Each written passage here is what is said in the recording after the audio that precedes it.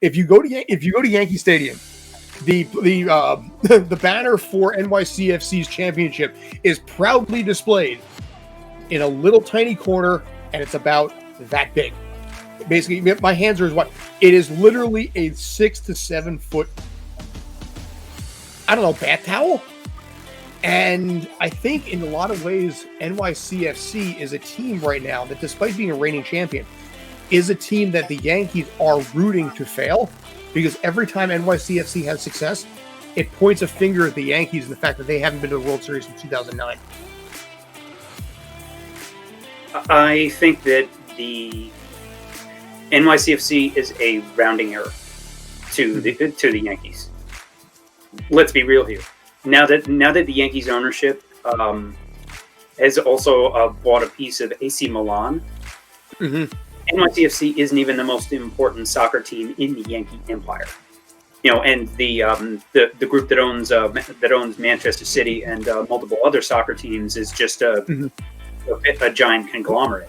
Wow. And NYCFC is maybe 6th or 7th out of I think 10 or so teams that group owns throughout the world. So they can't even get home games. They played their home game at Red Bull this weekend, right? I know. I was there in the rain. By the way, it was a really crappy experience. They won 2-1. Credit to them. But I had a conversation with a guy named Trey Fillmore, who's a writer for the team for a bunch of years, and they are poised to actually host a playoff game at home. It is mathematically possible that they would have to play at their junior league's stadium, because the Yankees are in the playoffs, which means Yankee Stadium is out. The Mets will be in the playoffs, which means Citi Field is out. Red Bulls are going to be in the playoffs and may host the first round at home, which means Red Bull Arena could be out, which means Belson Stadium, a.k.a. St. John's University, where NYCFC 2, their developmental team, might actually, in fact, be the home playoff location for the reigning MLS champions. One of my favorite facts on that is that Belson Stadium is literally built on top of a parking deck in Queens. It is also true, yes. And I mean, they had to play U.S. Open games at Belson Stadium because of this whole scheduling snafu. But it is actually, my God, mathematically possible that the reigning MLS champion may have to play it in a college park, a college pitch, and it's like, oh my God. I mean, even right now, the game yesterday was on an app, which barely ever works. You go on that subreddit, and the Yes app, so many complaints about the fact that the app isn't working, the app isn't failing. I was at the stadium yesterday. I tried to log into the app. I couldn't do it.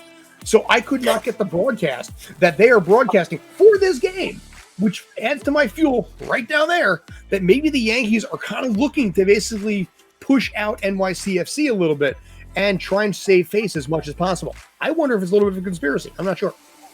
I wouldn't say conspiracy, but I will say this. The Yankees as an organization, if they are not winning, yes, I think they are against the NYCFC. They're against the Mets. They're against the Giants. They're against the Jets. They're against the Knicks. They're against the Nets. They're against, they want to be the number one team in the biggest market in the country. And if they are not happy. And I do agree with you that NYCFC winning was a little kick. Now, if the Yankees go on to win the World Series this year, they'll probably find a way to, at that point, congratulate NYCFC, because as JG said, it's just a rounding error. So, hey, yes, we won, and basically the same year as way to go. New York is a city of champs, right? Because they can. But not that, otherwise, no, I agree with you. I'm not saying they would intentionally make their app not work, because that could affect other things on their app. It's a crap app. It really is. Right. And they're like, just put the game on the crap app. Yeah, sure. Just wait for Apple TV next year.